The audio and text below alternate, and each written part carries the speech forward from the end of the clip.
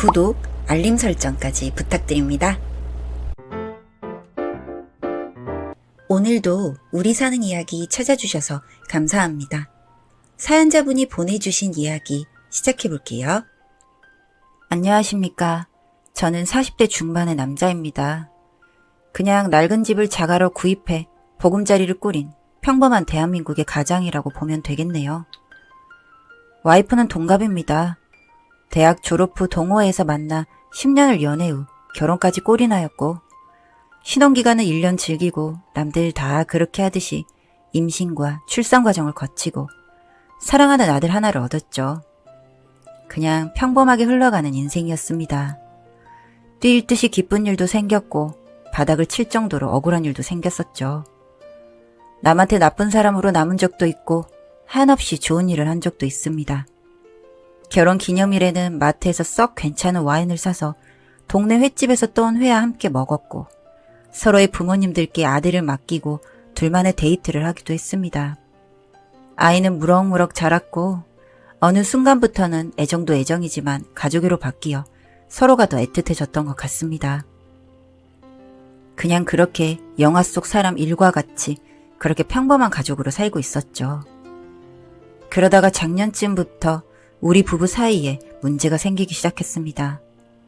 집에서 평범하게 수면 바지를 입고 아이를 보고 다니던 와이프가 갑자기 진한 화장을 하기 시작하더군요.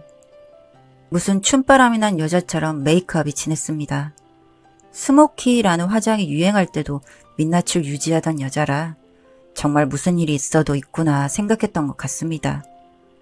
생전 폰을 안 보던 사람인데 폰에 패턴도 걸려있고 어르고 달래봐도 알려주지 않더군요.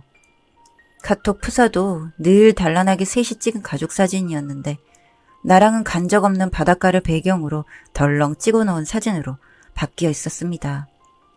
낮에 전화를 하면 바뀌었습니다.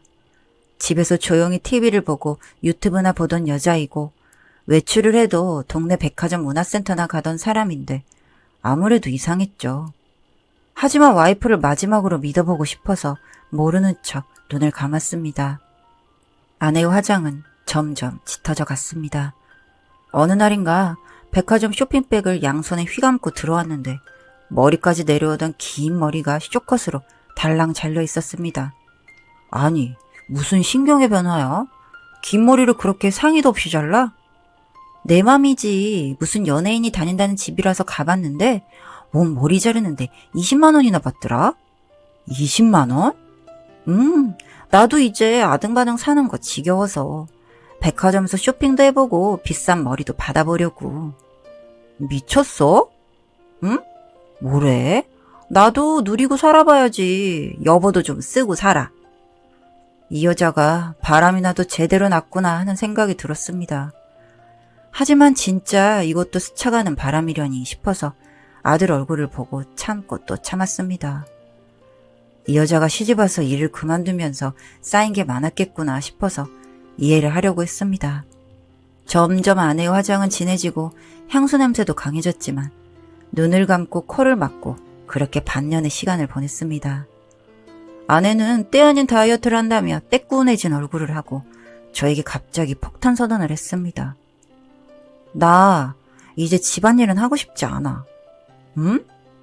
집안일 하기 싫다고. 이제 도우미 부르라고. 우리 우영이도 많이 컸잖아.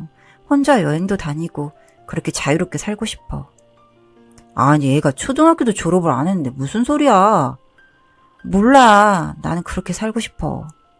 아내는 고집스럽게 계속 주장을 했고 그 이상한 고집에 진 저는 오케이를 했습니다.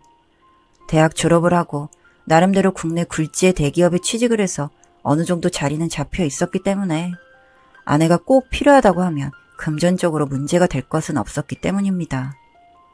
안녕하세요, 사장님. 그렇게 아내가 부른 도우미는 과거의 긴 머리 아내와 똑 닮은 모습을 하고 있었습니다. 파마기 없는 긴 머리에 살짝 둥근 어깨, 쭉 뻗었지만 살집이 조금 있는 부드러운 몸매. 걸을 때는 은은하게 샴푸 향이 났는데 백화점 비싼 샴푸를 골라 사용하기 전에 아내가 쓰던 샴푸 향기였습니다. 인위적인 장미향이 났지만 참 향기로워서 그 향을 맡을 때마다 저는 샤워하는 아내를 떠올리곤 했었죠. 그렇게 과거의 아내와 닮은 도우미와 점점 화장이 짙어지고 말라만 가는 아내, 둘과의 동거가 시작되었습니다. 이제 초등학교 고학년이 되는 아들까지 도우미 이모가 엄마를 닮았다고 말할 정도였으니 정말 기묘한 모습이었죠. 하지만 그런 익숙한 모습 덕에 아이도 빠르게 도우미에게 적응을 했고 밥상도 예전처럼 푸짐하고 영양 만점의 반찬들로 채워졌습니다. 성장기인 아이에게는 다행이다 싶어서 그 유한 분위기에 도우미가 고마워졌습니다. 그렇게 분위기에 모두가 익숙해졌을 때쯤 불쑥 아내가 이야기를 했습니다. 다이어트를 하겠다며 집에서는 묽은 죽과 간식만을 주워 먹던 아내는 눈에 띄게 말라 있었습니다. 결코 예뻐 보이지 않는 앙상한 손목으로 익숙하게 스마트폰을 다루며 여상하게 말을 꺼내더군요. 나 제주도 갈래. 어? 혼자 제주도에 갈 거라고. 요새 한 달 살기가 유행이라더라. 그렇게 가서 살아볼래. 아, 무슨 소리야, 애 엄마가? 생각해보니까 나를 위해 살아본 적이 없더라고. 내가 가 있으면 주말에 자기랑 명빈이랑 영화라도 한 편 보던가. 명빈은 도우미의 이름입니다. 우리와 동갑이라서 어느 순간부터 편하게 이름을 부르고 있었죠. 아무리 친해도 외간 여자인데 데이트를 하라니 이 여자가 제정신인가 싶었지만 요새 아내의 행보는 다소 기이한 구석이 있어서 어르듯이 이야기를 했습니다. 한 달은 기니까 그럼 일주일만 다녀와. 내가 애는 잘 챙기고 있을 테니. 그래 그럼. 마음을 먹자 아내는 바로 훌쩍 제주도행 비행기에 몸을 실었습니다. 공항으로 배웅을 나가려고 했는데 한사코 거절하고 자기 몸만한 캐리어를 들고 그렇게 떠났죠. 일주일 다녀오는데 무슨 짐이 그렇게 많냐고 하니까 자기 살 빠진 거 안 보이냐고 내가 가서 인생샷을 남기고 올 거라며 희미하게 웃었습니다. 요새 통 표정이 없던 사람인데 그렇게 웃는 모습을 보니 좋아서 저도 따라 웃었던 기억이 납니다. 그리고 며칠 후 밤에 일이 벌어졌습니다. 퇴근 후 명빈이 술상을 봐줘 한잔하고 밤에 자고 있는데 제 침대로 한 여자가 들어오더군요. 익숙한 샴푸 향에 익숙한 감촉, 아내가 좋아하는 실크 가운이었습니다. 순간 비몽사몽한 느낌에 팔과 다리를 쓸었는데 제가 좋아하던 통통한 아내의 몸매가 그대로 느껴지더군요. 그리고 최근 뼈가 툭툭 튀어나올 정도로 마른 아내의 얼굴이 번개처럼 떠올랐습니다. 뭐야? 퇴근이 늦어진다는 명빈이 아내의 가운을 입고 촉촉한 머리를 하고 옆에 있더군요. 술기운과 맞물려 부드러운 미소와 몸매까지 예전의 아내의 모습을 떠올리게 하는 그 자태에 정신을 차릴 수가 없었습니다. 하지만 안 되는 것은 안 되는 것이니 정말 초인적인 인내력으로 그녀를 밀어냈던 것 같습니다. 희한하게도 그 다음날에 이런 일은 없었던 것처럼 명빈은 출근을 해 밥상을 차렸고 전화로 이야기하기는 어려운 문제라 저는 아내의 귀가를 기다렸습니다. 하지만 아내는 전화를 할 때마다 귀가를 미루더군요. 처음에 약속한 일주일의 시간이 지나고 아내가 처음에 제시한 한 달의 시간이 흘렀는데도 아내는 돌아오지 않았습니다. 그리고 어느 순간 전화를 받지 않더군요. 띄엄띄엄 돌아오는 콜백에 저는 명빈의 존재가 거슬려 미칠 노릇이었고 솔직히 조금만 더 지나면 설거지를 하고 있는 그녀와 함께할 것 같았습니다. 그래서 아내의 의견 없이 독단적으로 명빈에게 통보를 했습니다. 이제 그만 둬줘야겠어.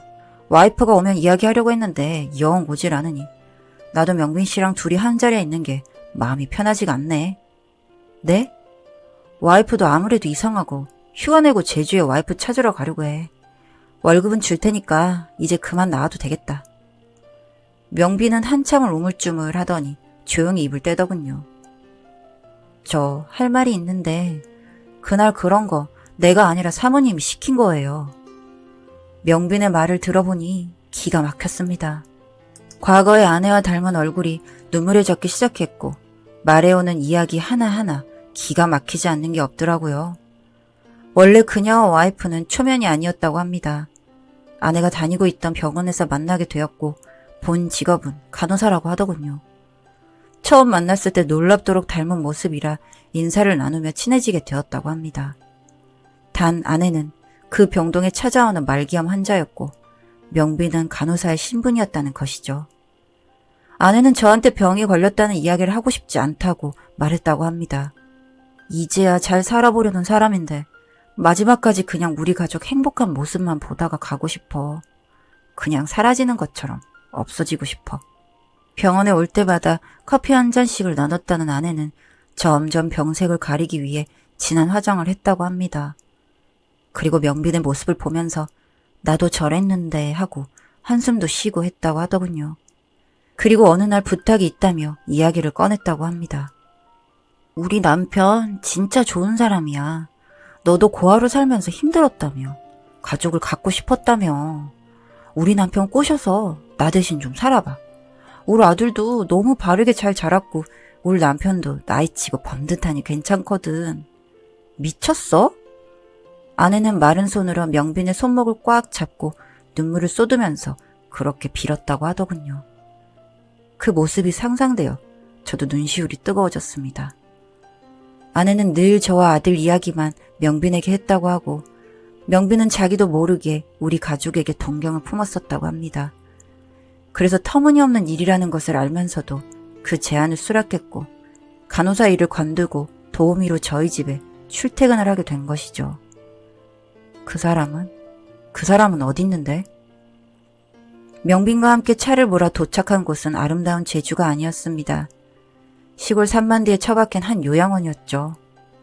마지막까지 마른 몸을 다이어트라며 숨겼던 제 아내는 거기에 누워서 숨만 쉬고 있더군요. 저와 아이에게 모조리 남겨주려 요양병원까지 싸구려로 골랐다고 합니다. 그렇게 거기에서 한 달을 안 되게 살았습니다. 휴가를 쓰고 병고안을 했는데 진통제에 취해 있는 아내는 하루에 정신을 차리는 시간이 30분도 되지 않았습니다. 아내를 껴안고 눈물을 흘리며 왜 속였냐고 그렇게 물어도 봤지만 돌아오는 대답은 없었고 고급 병원으로 옮기려고 해도 죽음을 목전에 둔 아내를 받아주는 곳은 없었습니다. 그렇게 허망하게 3주 만에 아내는 세상을 떠났습니다. 아내의 시신을 화장하고 명빈과 아들, 저는 제주로 갔습니다. 제주의 땅에 수목장을 하고 멍하게 정신을 놓고 살았습니다. 명빈은 제 일처럼 아들을 키우고 저를 케어하고 당연하다는 듯 집안일을 해줍니다. 하지만 제 눈에는 그 마르고 앙상했던 아내의 얼굴이 아른거려 명빈은 이미 아내의 빈자리를 채울 수 없을 것 같습니다. 저는 조만간 아내가 원했던 대로 명빈과 혼인신고서를 제출하려고 합니다. 모자라고 부족한 사람들끼리 이제 또 새로운 기묘한 동거를 시작해봐야죠. 아내의 빈자리는 크고 아내가 남겨놓은 사람은 제 곁에 남아서 저와 함께 그녀를 추억합니다. 어느 순간 이 고통이 나아지길 바라며 저는 오늘도 아내를 생각하고 있습니다. 사연은 여기까지였고요. 우리 사는 이야기 시청해주셔서 감사합니다.